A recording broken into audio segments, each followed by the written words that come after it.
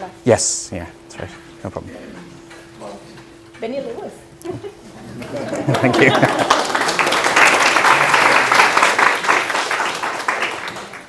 Hey everyone. Today I want to talk about 21st century language acquisition. So this is something I've been thinking about a lot over the last year especially. And it's something I wanted to show you that I have learned. It's a process I've been going through, a struggle between two different points of view that I've been trying to make peace with. So essentially, I want to talk about merging my concepts of language hacking and modern technology and how the next generation are able to learn languages, what they prefer, with traditional academic methods and the strengths in those and how we can bring them together. So you might know me from books, talks, and travels, but before all of this, I was an electronic engineer. And I love technology. This is, when I'm taking my time off, I'm reading articles about the next smartphone coming out, or the latest advances in technology, or I'm reading blogs about any of those kind of things. I have a smart watch that's always telling me what I need to do, or in this case, kind of a time travel theme to it there. You might have seen if you were at the Polyglot Gathering last year, I had a Google Glass I was wearing. And this is my workspace. I work with like so many different screens all over the place because I want to have the best technology. I want to be ahead of the curve. So this is my personality. And that's why you can imagine there was a bit of a contrast with traditional learning, you know? So, the kind of tools that we all use when we're thinking about language learning, we have all of these apps that we might spend time with. Like italki is a website to connect with people on Skype or on Google Hangouts. You might use Link to help you read texts. You might use Anki to help you remember vocabulary, Duolingo to teach you the language, iTunes or Pocket Casts to listen to the actual podcasts about or in the language that you're learning. All of this these are all things that were not available even just 10 years ago in the case of most of them, except maybe iTunes. So this is all new, and we have to learn how to adapt with this new technology.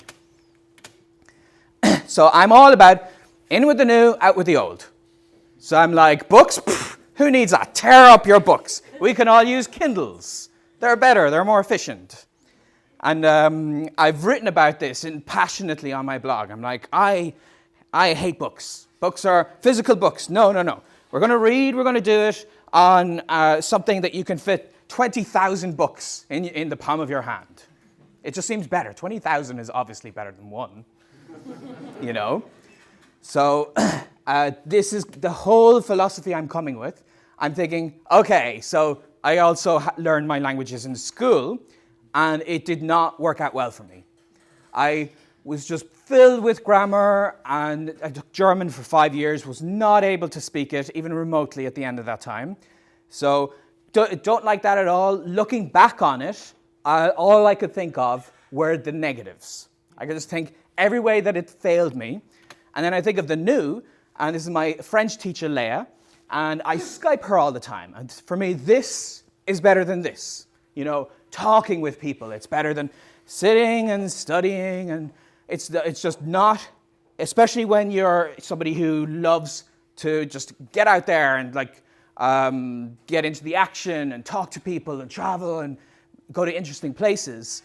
You're not going to necessarily have the patience. And I admit, I do not have a lot of patience when it comes to sitting down and thinking about something for several hours straight. I'm like, okay, I gotta get up, I gotta do something, you know? So that is the situation.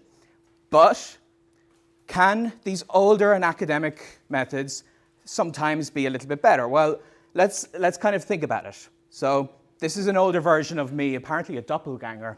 I didn't know.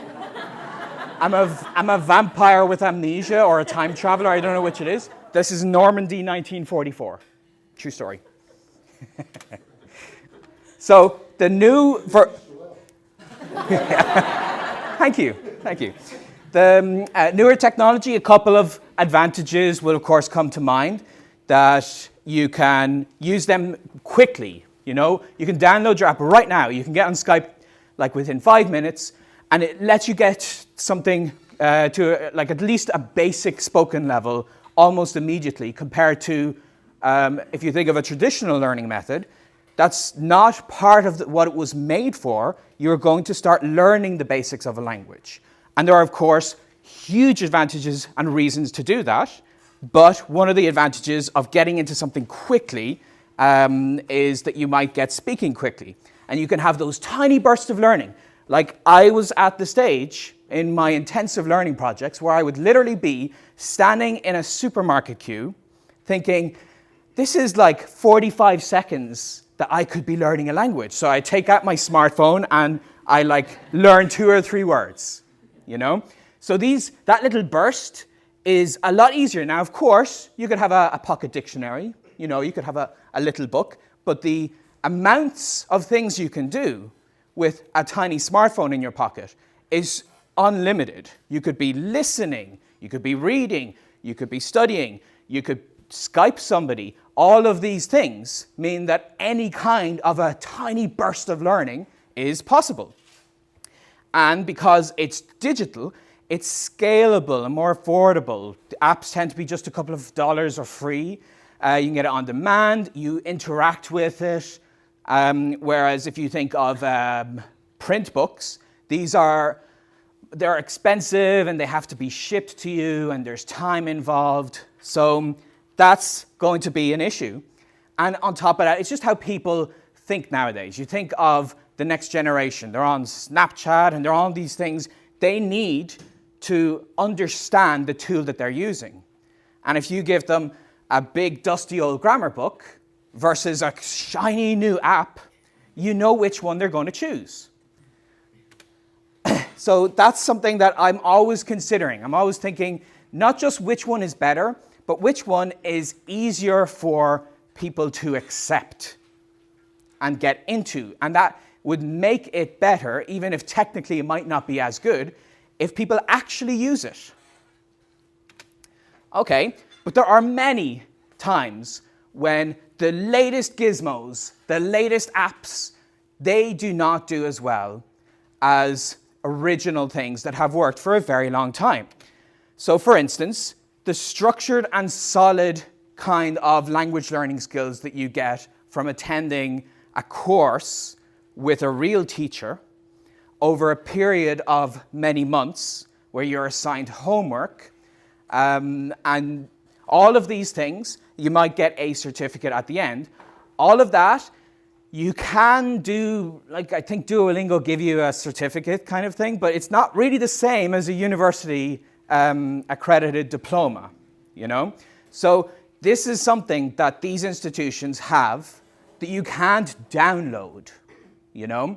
You might be able to do an online equivalent, which is great, but there are many things about being physically in a space with other learners and with a teacher. And the structured process, I feel like if you do it by yourself, you lose a lot of that, because I might come to a section of grammar and decide, subjunctive, boring, next, you know?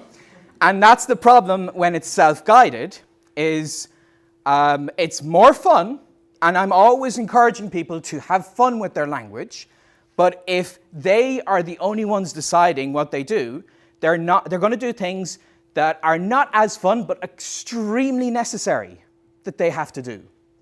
Even impatient people like me have to learn the subjunctive. As much as I'm like, no, where's the subjunctive app? You know? It doesn't work like that. I got to sit down, I got to do exercises, I have to patiently listen to a teacher explain it to me if I don't understand it. This is where the kind of classroom environment wins. And it's also more trustworthy, because on the internet, you don't know who you're dealing with. So this is me teaching in Salamanca. I taught all of these students, And the school hired me because I had a certificate in teaching English, and I had my resume that showed that I worked for Berlitz and Wall Street Institute. So the parents who were sending children to those schools knew that I was at least a good teacher. Maybe not the best teacher in the world, but at least they knew I was trustworthy. I had this kind of background. That's a lot harder on when you're doing things on the internet, because the internet does have a lot of like shiny GIFs animating, showing like a weird-looking certificate or a medal, and you're like, oh wow, that looks legit, you know. And like you could do that you can Photoshop it in a few minutes. You can pretend to do things. You can exaggerate your achievements. The internet is not the easiest place to get genuine information about how trustworthy something is. You know, it's getting better. There are ways it's improving, but ultimately there are a lot of schools that go into the kind of time involved to make sure that they vet their teachers and that you can trust them, or they vet their courses and they only use courses that have gone through many years of research and so on. So these older methods, traditional learning, win that way because they're trustworthy. And it's also just required. There are some rules, like here's 2 rules I was breaking. I don't actually smoke, but I couldn't resist this photo. It's like literally no smoking prohibited and dancing prohibited. So it's like, oh yeah? I'll show you guys. So, I mean, obviously, I just wanted an excuse to put that photo up there. But the point is, there are rules that you do need to follow. You need to have a university accredited or a college accredited degree to get a lot of jobs. And that is the way the world works. There are processes you have to go through, and you cannot skip a lot of these just by doing it online. There are excellent examples of people having great success without going through those systems. You can always think of, like, Bill Gates didn't finish college, and there's so many examples, but using that as the rule of thumb is not a good idea, because you do get a lot of great life skills in a university, not just what you're learning, but you learn how to cooperate with people. You learn all these teamwork. You learn about bureaucracy, the annoying, boring parts of traditional learning are parts of life. And if you skip those and just say, I'm going to download everything, then when you finally get a real job and you have to deal with bureaucracy, you're like, where's the bureaucracy app? You know? So that's just the way the world works. And going through that system makes people stronger for the real world. So in learning this, I have tried to combine these, because for the first 5 or 6 years of my travels, when I had been let down by my school learning, I did not reach any kind of useful level of the language I'd studied, and I tried traditional methods when I started learning Spanish and it didn't work. And then I tried to do more fun things, like I started learning via websites, and I started just speaking immediately with very little structure. So I did all that, and it worked to get me up to, basic conversational level. And I was pleased with that. I was like, yes, good for me, that's great.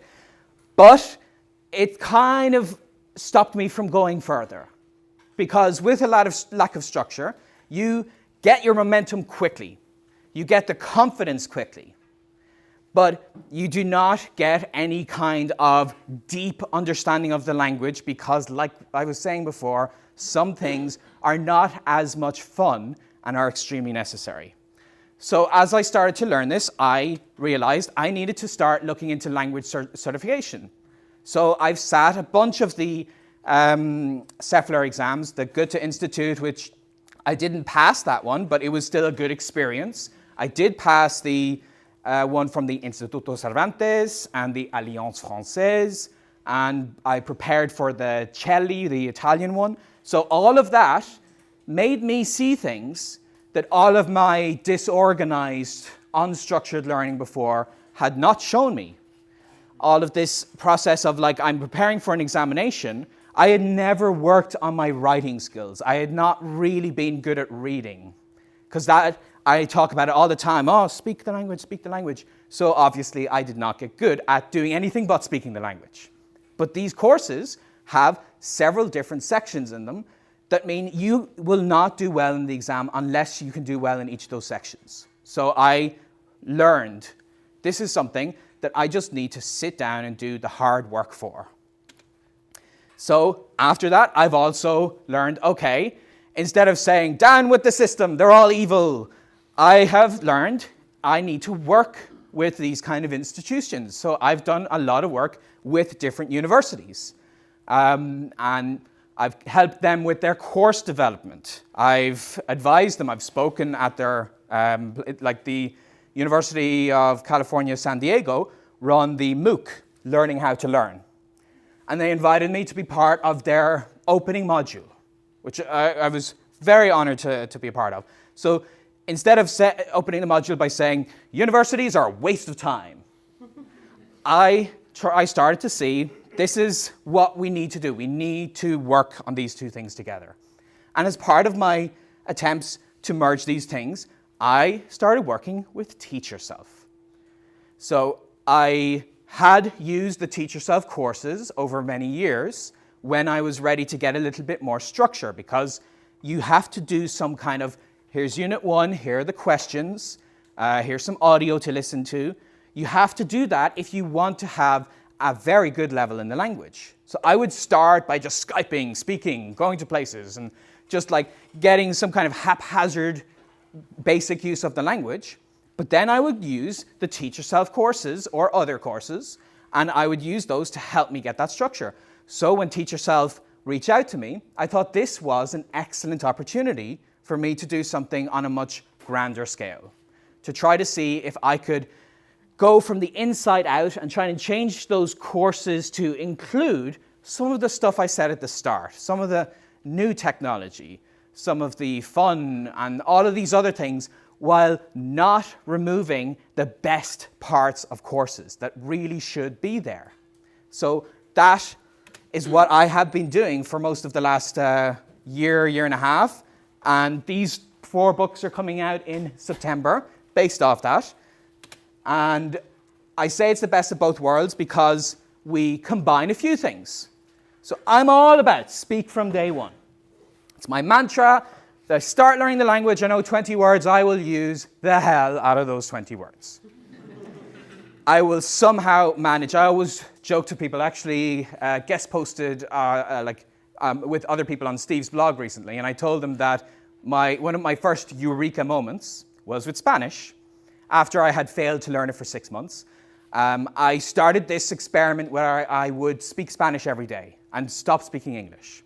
So it was kind of a precursor to speak from day one. And it was very frustrating, and I wasn't really getting anywhere because I didn't know how to do it well. And then one day, an electric toothbrush that I had just bought the day before broke. And I was furious. I was so broke back then. I had like next to no money. So even though it was like €12 for a crappy toothbrush, I was like, I demand justice, you know? I can't deal with it. So I went to the supermarket. I stormed in, ready to say, I'm a customer. You need to treat me with respect. And I was like, I don't know how to say toothbrush in Spanish. Or refund. Or broken. So that moment, I could have, I think if I had been structured, I would have thought to myself, I have to stop, look at a dictionary, look up these words, maybe research. How do you... situations where you ask for refunds in business establishments, I didn't do that. I just stormed in, and that forced me to have that Eureka moment, because I was like, diente machina, bueno, no, dinero, ida y vuelta. And you know what? It worked. It worked. It actually got me my money back. That Tarzan Spanish of like, money round trip somehow led to me getting my money back. So I found speaking from day one means something. It is a useful part of language learning. It is not for everybody. I would absolutely say that. There are people who would not find it useful for the reasons they're learning a language. But if you really do want to be speaking with people, as one of your main priorities, I would encourage you to speak earlier.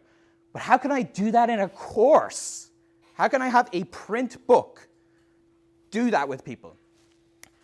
Partnering with italki. So while we have the unit structure, we also have every unit working towards getting people to use this site and Skype with other human beings. So when they're face-to-face, even digitally, with another person, they're going to, and I'm constantly saying, as well as teaching them things they need to know, I'm also saying it's okay to make mistakes. It's okay if you don't know how to conjugate the verb. Just say something. But doing it in a way that lets them to kind of follow a process. Because the advice, just say something, you can't take that and have 6 months of learning based off those words. You know, a little bit of structure and a little bit of guidance help. But we combine it with italki, so there are real humans in the course that will help you. What about making it more personalized? So if you look at this, there's something you might notice about me. You like Star Trek? I kind of like Star Trek a little. I can say Batman in Spanish. I imagine it's Batlet. So I am a Trekkie.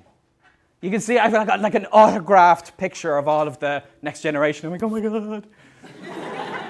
Met the late and great Leonard Nimoy and hung out with Ferengi Borgs. And of course, I speak Klingon. A little bit, not very well. So this is something about myself that I might want to talk about when I meet somebody. Maybe it might be the most important thing for me that I'm like passionately I want to talk about. There is no course in the world that's going to have how to tell people about your Star Trek fanboyness, you know? That's not going to happen. And that's always been an issue I've had with courses, that they're telling me how to say, where is the supermarket? And I'm thinking to myself, I'm not going to talk like that. That's not why I'm learning the language. I might go to a language exchange event and I want to get to know that person. I want them to get to know me. I want to make a friend. So all of this kind of touristy stuff of how to get to places, it's not as necessary for me. But of course, I cannot possibly make a course that has every possible discussion for every unique person. So I tried to make a course that had the structure while letting the person fill it themselves. It's a course that they contribute to, that they decide how to use which words, and we tell them how to find those words. We say there's a list of online resources where they will be sent to word reference. If they want to look something up, they'll be sent to other places, because I can't possibly make the book, the course perfect enough to be able to teach people every word. But why would I need to? When, like I said, we have technology. We have apps, we can tell people, use this other stuff. And I feel like that is a main drawback of a lot of courses, is they try to make themselves the exclusive means that somebody can learn a language. They try to, from a marketing perspective, say it's the best way to learn a language. And I think it's a lot better to try to think of the ideal course as being the best guidelines, the best template, the best rule of thumb, and that kind of thing, the best guide to learning a language, so that people become stronger, independent learners, while still having a little bit of that structure. And then, of course, it's a printed book, which, as you saw, I was tearing up. As soon as I announced, oh, I'm publishing books, they were like, Benny, you hypocrite. You wrote that how books are evil. And I have actually when I was contacted by my agent for Fluent in 3 months to print it, I turned them down, and he had to spend a year trying to convince me, because I kept saying, no, traditionally published books are not a good idea. Ebooks are the future. But he told me something that I did learn was true, that I have gone on a very extensive book tour, And I have met a lot of people who depend on bricks and mortars bookstores. They walk into those places, they see a book on the shelf. That's how they get their information on the world. So the internet is a fantastic place. It's getting better and better. More and more people are connecting. But for the next at least the next decade, there will still be a lot of people who get the vast majority of their inspiration and learning from traditional methods. And that's what inspired me to publish a book, to get to those people. These are people who are not going to stumble upon any of our YouTube videos or any of our blog posts. That's not what they do. They check Hotmail once a week, and that's what they use the internet for, you know? So I wanted to try to get through to those people, and that's what the advantage of a printed book is. But, of course, the online part needs to be an aspect of that. So I merged it with an online community that people can ask questions, they can be interacted with, that the book, I might want to update it, like we'll have reprints, I'm sure, in a year or two, but there's still things I might want to update. I might want to say, oh, this is a new website that will really help you with this thing. And I can't exactly run around the world and like writing an extra like 2 words in every single page, but I can click a few buttons and update a website where I'm telling people in the book, make sure to check out the resources. And anytime something comes up, look up a word. Don't forget, we have good dictionaries in the resources. So we keep expanding on that. Maybe word reference might go down one day. You never know. So obviously I want to replace that. So we were very careful to make the book as evergreen as we could and leaving it so that all the best resources would be in its connected online edition. And of course, it's an established course. Teach Yourself is owned by John Murray Learning, who were the publishers of Charles Darwin's Theory of Evolution. So this is an extremely experienced publisher in helping people learn, in spreading education and important information. And this is a picture of they call it the Darwin Room, where they hold a lot of their classics. And you might recognize the old style Teach Yourself books from like the 60s and 70s. So that's great about courses. They have that established concept. They have the time that they have been doing this for many decades, which none of us can possibly compete with. No matter how many YouTube videos we upload, we're still not going to have as much content as these guys. But there's something about courses that they don't have that we do on the internet when we upload YouTube videos and such, is it's not personal. You don't feel like there's a person, like there's an author there, but you don't have that extra touch.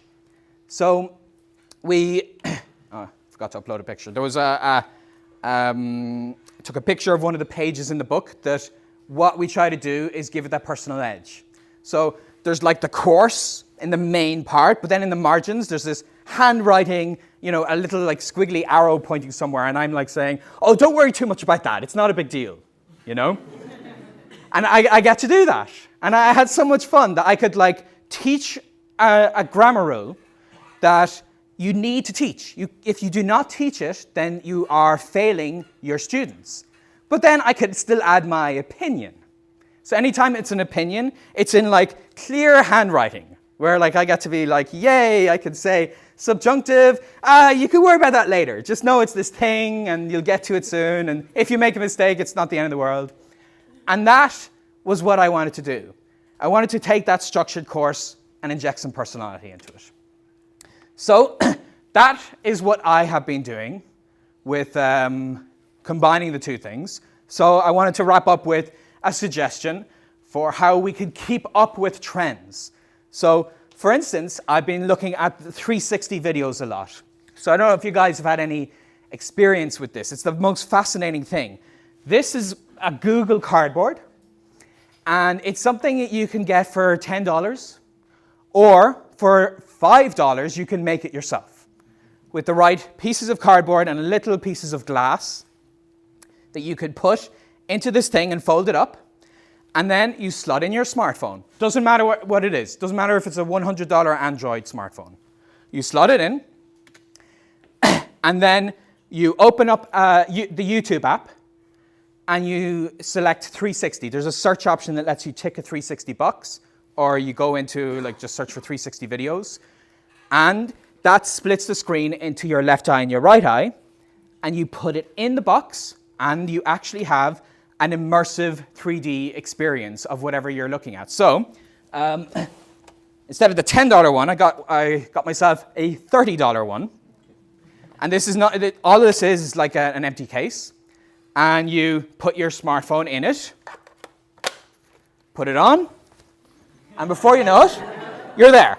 So the thing about this is you look left, the video is playing, and while it's playing, you are in a perspective inside of the video, and you're looking around at what is happening. You are in a virtual immersive environment. So I have been so excited about this because I see so much potential for language learning.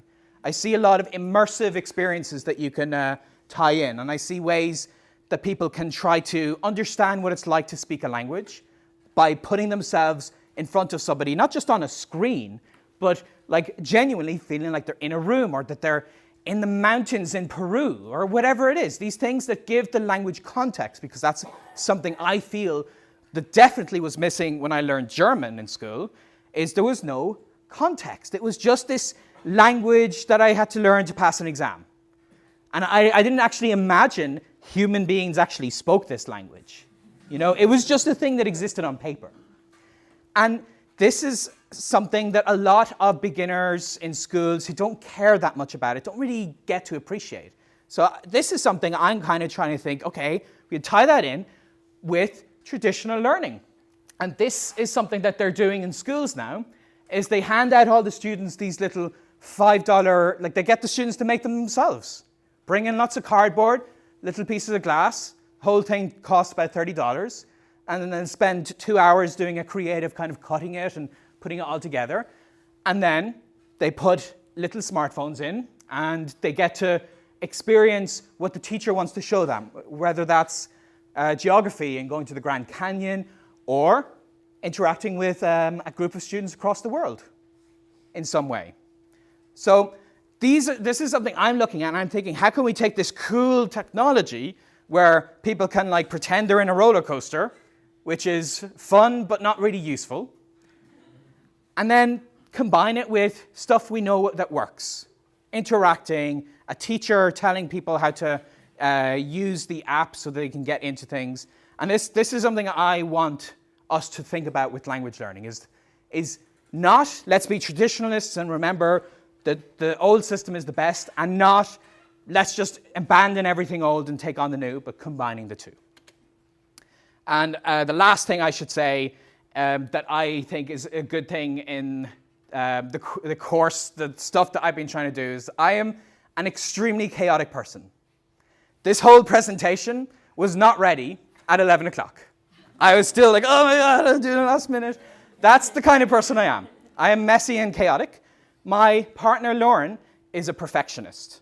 If you read my blog post, I'm like, down with perfectionism. It's the antichrist of language learning. And that is like my opinion. It's my method. But there are opposing methods. And doing that in a course would be a problem. If you had a course that followed pure imperfectionism, there would be countless mistakes. I'd be like writing it up and thinking, yeah, it's good enough. They'll get the gist of what I mean. Publish, you know? But that's not the way it worked, because I would do that, and then Lauren would come in, and when I met her, she was doing a PhD in rhetoric. So she knows a lot of structure, and she applied that to the course, and that kind of, as it was growing, so rather than me make a chaotic course that an editor come in and just be like, oh my God, these author morons I have to deal with. Instead of that, it kind of evolved the right way from the start. So that is what I want to talk about, and I would love to take your questions. Thank you, everybody.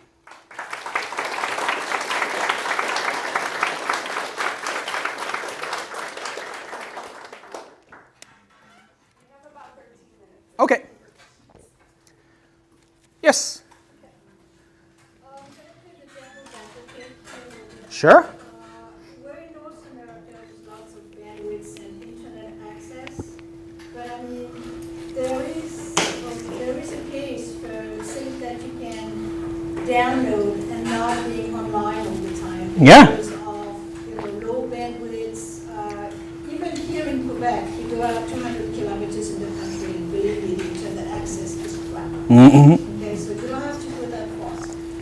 I work a lot in developing countries where internet is, as we say in French, internet à pédale, and sometimes even the pedal is broken. So is there somewhere the possibility of low res, Yep. low bandwidth, things that you can download without all the bells and whistles? This is something. Onto something, and Yep. you can look at it offline. This is something I'm extremely interested in because I did my undergraduate thesis in something called trellis code modulation. That's when you take data and you try to make it more efficient by removing redundancies and so on. And one aspect of that is taking something very complicated and making it work on a lower bandwidth. And this is something that like JPEGs are, for instance. JPEGs are what would be an extremely large file of like many megabytes that would take a very long time to download if you're on a slow connection, and it squashes it while keeping the information the same. So there's a lot of ways with the development of VoIP technology, for instance. You could still Skype people on poor connections, and a lot of systems I've started to see are concentrating on that lower end of the market, and especially because of how technology is changing in developing countries, they are focusing on that gap. So there are people writing code in Africa that deals exclusively with how to process low bandwidth connections. So that is something that is definitely happening. It's something I'm always looking into. Anytime I see new technology, I always think, yes, but how will it work in poorer countries? And that's why the Google Cardboard for me is amazing, because you just need a piece of cardboard. You do not need the Vibe, like an $800 headset that you have to put on each person. So I always like to imagine how does that work. And in these courses I've been working on, I'm actually looking ahead, and I want these, like I'll do a big promotion, hope they sell a lot and the bookstores take them seriously, so that in the next set, I can start making courses for immigrants. And I can get them translated for like the Syrian immigrants who want to learn German. And I want to consider that other perspective, because I've spent a lot of the last 14 years in places with terrible internet, with people who do not have a lot of resources and a lot of money, and they don't have access to English materials that explain how things work. So I'm extremely aware of those kinds of perspectives. But you can do a lot of this offline. So you have to pay $10 for it, but the YouTube has a YouTube Red subscription that I'm a part of, and because of that, when I'm in the app, I can press a download button. So I actually have 360 videos downloaded offline, and I went to Lauren, my partner's parents, who live in the mountains where I don't get any cell phone reception, and I still showed them YouTube 360. I was like, oh, put this thing on and press play, and they were looking around. So there are a lot of ways you can download things offline. And a lot of the apps are letting us do that. There are features in like Memrise that let you download to go through it offline. So I think like I'm always trying to consider that when I see an app. I'm thinking, how can this work in this situation where people maybe don't have a 50 megabit a second connection speed, and maybe they can't afford to get this $600 accessory, you know? And I'm very glad to see that there are ways to make that work. So I hope that kind of answers your question. Yeah? Okay. Anybody else? Yes? Do you have any hope that the education system, and I don't know much about other outside of English-speaking countries, but there's a lot of people go through primary, secondary school, like for instance in Canada, English-speaking students learning French, and they don't end up speaking French at all at the end, and like I'm sure the situation's similar in Ireland with people learning Irish. Yeah. Do you have any hope that that will ever change? Yes, I do, because when I was learning Irish in school, the material they gave us, I felt like I was being punked sometimes, because I'm a teenager, I'm even more impatient than I am now, and they give me a book in Irish about this old lady in the 40s and how crappy her life was. So you can imagine how fascinated I was at the idea of spending hours reading that book. But just 10 years later, and that reinforces the idea that Irish is a dead language, that you should not learn it. So that's kind of the background people in Ireland are coming from, where we are just getting constant proof that we do not need to learn this language by the people who are trying to teach it to us. But a few years later, I turned on my TV and I saw SpongeBob SquarePants in Irish.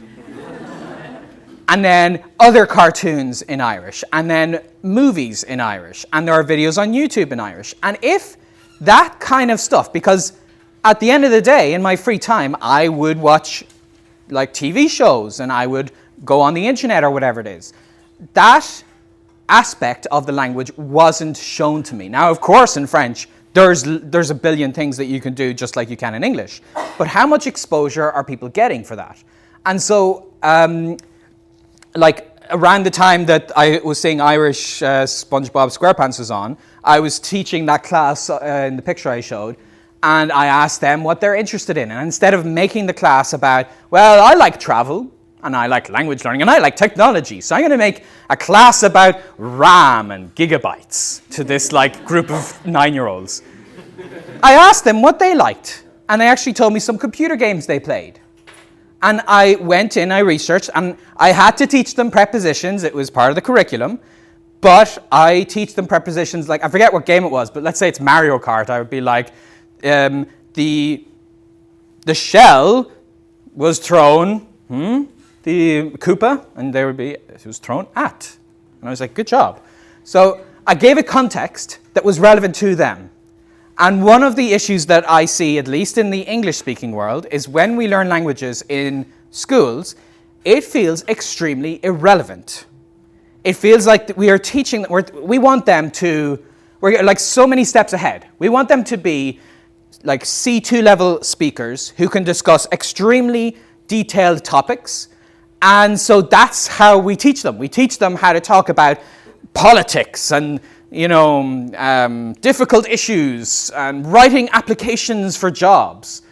And that's the wrong way to do it, in my opinion. I think we should teach them how to use the language like they use their mother tongue.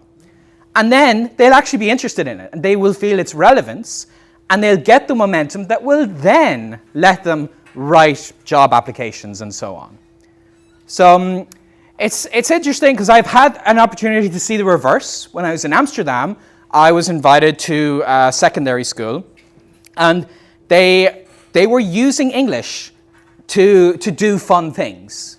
The teacher was speaking in English to the class. I did not get that in German when I was learning it in school. I was taught German through English. So it just removed the context that it exists as a means of communication. So I think that's the kind of thing missing. That's why when I was making this course, I was like, if I wanted to talk about Star Trek, would this course facilitate that in any way? If the answer is no, it wasn't good enough. Without actually talking about Vulcans and the space-time continuum and all that stuff. So that's kind of something I feel if a teacher is teaching a class, they should be thinking, what did these students do for fun? And you don't have to make the class about going laser tag or something. You just have to think, how can I incorporate that theme into what we're talking about? So that's my thoughts on that. Yes? One more question. So I wanted to know how differently you're going to market these books that are coming out. So you did a book tour, 2-3 years ago, and you were in the media, you did in bookstore talks, probably other things I don't know about. So what was successful there? What surprised you? And what are you going to recreate this time?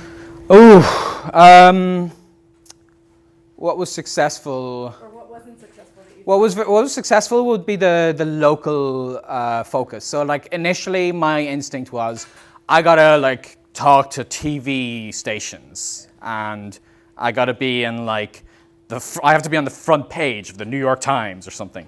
Good luck. Yeah, exactly. And not only is that extraordinarily optimistic, and it will lead to lots of disappointment, but it's a lot easier to do the smaller newspapers, and the interaction for the amount of readers is a lot more. So maybe a newspaper has 20,000 readers, but it has 20,000 people who genuinely, at least like 60% of them, are going to go through and maybe see your article and genuinely think about it. So that's kind of the local focus is what I've done. And try to see communities that really need it. I always tell people the way I gave my first TEDx talk, I'd never spoken in front of a crowd in my entire life. So even something like this, I had never done that until the TEDx talk. So I had no experience to show them. But what I did was I found a TEDx in a community that I knew needed language learning more than anything. And that was San Antonio, Texas, because it has the largest Hispanic community of America that does not speak Spanish. So I find those little kind of gaps, ways that I can not just go to somebody who's minding their own business and say, hey, you, learn a language and tell others to. You find people who want to be found. You find people who have that missing need and try to give it to them. And one thing I'm doing differently this time is we're going to be outreaching to a lot more academic institutions, a lot more universities. Teach Yourself said that they are going to be partnering where they give like a special, cheaper price for universities and schools if they consider adding it to the curriculum. When we designed the course, we had to take that in mind. So I had to consider that I couldn't give any adult jokes in the book, or I couldn't imply that drinking is cool or anything like that, you know? So like all of that stuff, we actually designed it so that it would work for a larger audience space, so that when we come to the marketing stage and publicity, that it would give other places a chance to consider it. So yeah, so I think that's the time we're out of. I'm going to be, after lunch, I'm going to be out in the hall, be happy to take some more questions, and I got not these books. You can find them on languagehacking.com for pre-order. But I have Fluent in 3 months in multiple languages. So I always tell people, like, I try to figure out the different titles and everything, and it's a lot of fun. But otherwise, great talking to everybody, and thank you. Appreciate it.